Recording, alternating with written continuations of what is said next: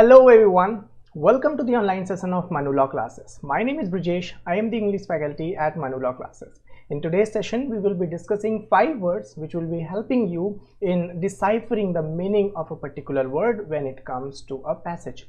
How do you learn a word? You learn a word by practicing it a lot and knowing the meaning and contextual meaning of the same. So let us start today's session. The first word in the list is delineate.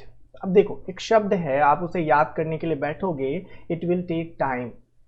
इसलिए क्योंकि वो आपको अच्छे से समझना है. ऐसा नहीं कि बस कोरम पूरा करने के लिए just read a word and then you moved. ऐसा नहीं होना चाहिए. जब आप एक शब्द पढ़ रहे हो, you are adding something in your life.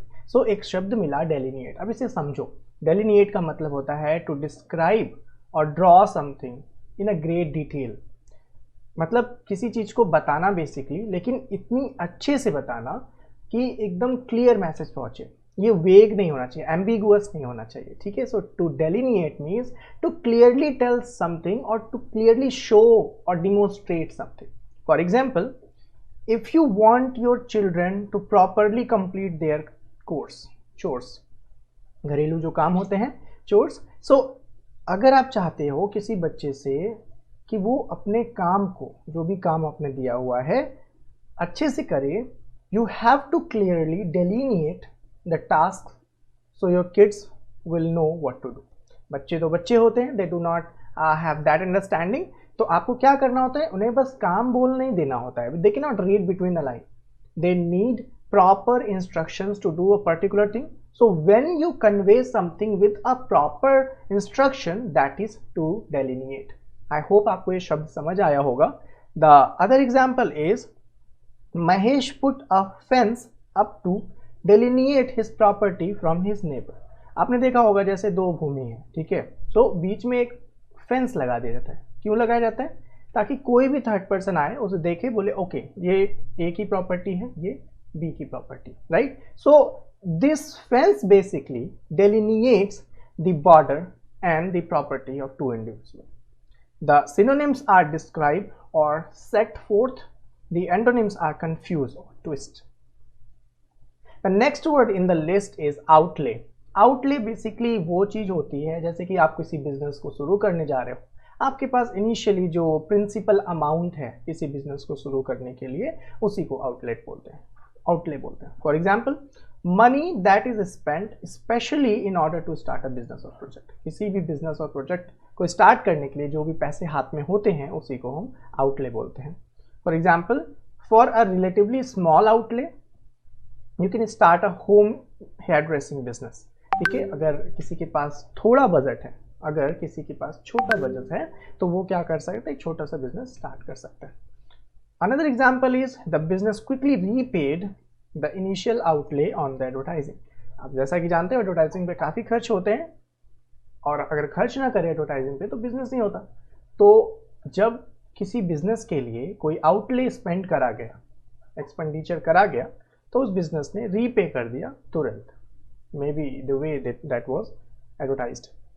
Synonyms are expenses or spending. Antonym is income. The third word in the list is inconspicuous. So कभी भी in अगर लगा हुआ है, so it is one of the prefixes. in का मतलब होता है नहीं, है ना. So conspicuous मतलब समझो. Conspicuous means something which is noticeable and clearly seen. So inconspicuous means unnoticeable, मतलब जिसे ध्यान नहीं दिया जा रहा है या नहीं दिया जा सकता.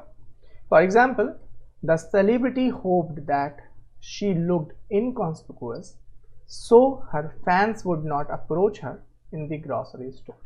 अब सेलिब्रिटी होते हैं, पता है ये कितना क्रेज होता है, लोग भीड़ लगा लेते हैं. तो सेलिब्रिटी जब भी कभी निकलते हैं, they try to be inconspicuous, ताकि लोग उन्हें पहचान ना पाए. तो यहाँ पे जो सेलिब्रिटी है उसने ऐसा कुछ ड्रेस कर लिया होगा अपने आप को, ताकि वो इनकॉन्स्पिकुअस लगे, ताकि लोग उसे ग्रोसरी स्टोर में देखे ना.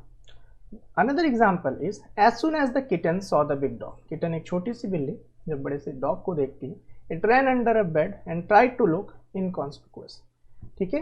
आई होप आपको समझ में आ गया होगा कि inconspicuous means unnoticeable, conspicuous means noticeable. Synonyms are unobtrusive and unremarkable, The antonyms are conspicuous and noticeable. So इस तरह के शब्द जब आप सीखते हो, make sure you are learning the antonym and synonym also. अगर किसी वर्ड का एंटोनिम सामने तो कोशिश करो जानने की कि एंटोनिम क्या होगा, है ना। जैसे अमेलियोरेट मीन्स किसी चीज को सुधारना, on the other hand deteriorate mean किसी चीज को बिगाड़ना। तो अभी अमेलियोरेट एंड डिटेरियोरेट साथ में समझ में आ गया आपको चीजें, और काफी क्लैरिटी मिल जाती है वर्ड्स को। फिर वर्ड्स का revision is very very important, क्योंकि जो भी शब्द आप पढ़ते हो अगर आप 10 दिन उसे रिवाइज ना करोगे you will forget it. Okay, so let us go ahead. The fourth word in the list is vindicate. Vindicate का मतलब, मान लो किसी पे कोई दोष लगाया गया है और वो प्रूफ हो चुका है, साबित हो गया है। So to clearly form an accusation and suspicion or criticism. कोई दोष लगाया गया है, कोई accuse लगाया गया है, वो clearly form हो चुका है। So vindicate. Example, you can vindicate your claim to this property by showing us original deed. मतलब जो भी आपने क्लेम करा हुआ है, शो करा हुआ है, वो इस प्रॉपर्टी के लिए आप उसे दिखा सकते हो by showing deed, original deed. The other example is if he can vindicate his client's charges. मतलब कोई क्लाइंट है किसी लॉयर का या किसी पर्सन का जिसपे कुछ चार्जेस विंडिकेट हो गए हैं, in spite of the circumstantial evidence against him, he will be performing a miracle. It is very very difficult sometimes when you do not have an evidence to show something. तो यहाँ पे वही बोला जा रहा है कि अगर इस काम को कर देगा it will be a miracle. Synonyms are warrant and substantiate, and antonym is disapprove. The last word in the list is stampede. Stampede का जनरली मतलब सबको भगदड़ पता होता है, जरूरी नहीं है कि एक शब्द जिसका मीनिंग आप जानते हो वही हो, इसलिए better when you come across a word make sure you Google it and know the different meaning of that. Generally सबको ये पता होता है स्टैम्पीड का मतलब होता है भगदड़, so to rush rapidly in a state of panic. But इसका दूसरा मतलब भी होता है an unexpected movement of group. तो जरूरी नहीं है कि हर समय जब भगदड़ हो तभी स्टैम्पीड लिखा हो, स्टैम्पीड तभी भी हो सकता है जब कुछ अनयूजुअल करते हैं कोई लोग या कोई एनिमल मान लो। For example, the horses may run in stampede if they are frightened. तो ये तो हो गया आपका भगदड़ टाइप का। The other example is since the store has only few copies of the popular video game, its manager is expecting a stampede when the doors are open. So आपको समझ में आया होगा कि अनएक्सपेक्टेड मूवमेंट होगा। Let's say कि आपको पता होगा आईफोन के जब फ़ोन लॉन्च होते हैं तो लोग सुबह से ही लाइन लगा लेते हैं, और जैसे ही वो लॉन्च होता है काफ़ी लोग काइंड ऑफ टूट पड़ते हैं कि मुझे ये फ़ोन चाहिए, है ना। सो उस परिस्थिति को भी स्टैम्पीड कहते हैं। जैसे कि जब बच्चे एग्जाम देने जाते हैं या कोई भी परिस्थिति में when people are unexpectedly moving in a group, so that is stampede. Synonyms are rush and flight and the antonyms are retreat and stand. आशा करता हूँ आपको सारे शब्द समझ में आए हैं। एक बार रिकॉल कर लेते हैं कौन कौन से वर्ड हमने पढ़ा। First one is delineate, means to instruct someone with proper details, है ना, रीड बिटवीन द लाइन नहीं। डेलिनिएट करना मतलब अच्छे से निर्देश देना किसी काम को करने के लिए। Second word in the list is outlay, वो आपका प्रिंसिपल अमाउंट जो किसी बिजनेस को स्टार्ट करने के लिए जरूरत होती है, इन अदर बजट भी बोलते हैं इसे। इनकॉन्स्पिक्यूअस मीन्स अननोटिसेबल, ऐसा जिसे ध्यान नहीं दिया जा सके। Vindicate means to clearly form an accusation, किसी एक्यूजेशन को फॉर्म करना, विंडिकेट करना। Last word in the list was stampede. It means an unusual movement of group of people or animal and rowdily in a state of panic. दूसरा जो भगदड़ होता है।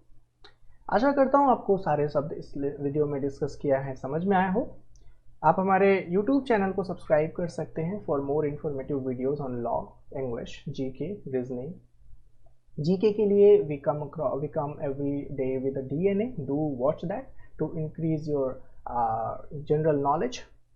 You can also visit to our social networking sites for regular updates on law. Stay tuned, stay happy. Thank you.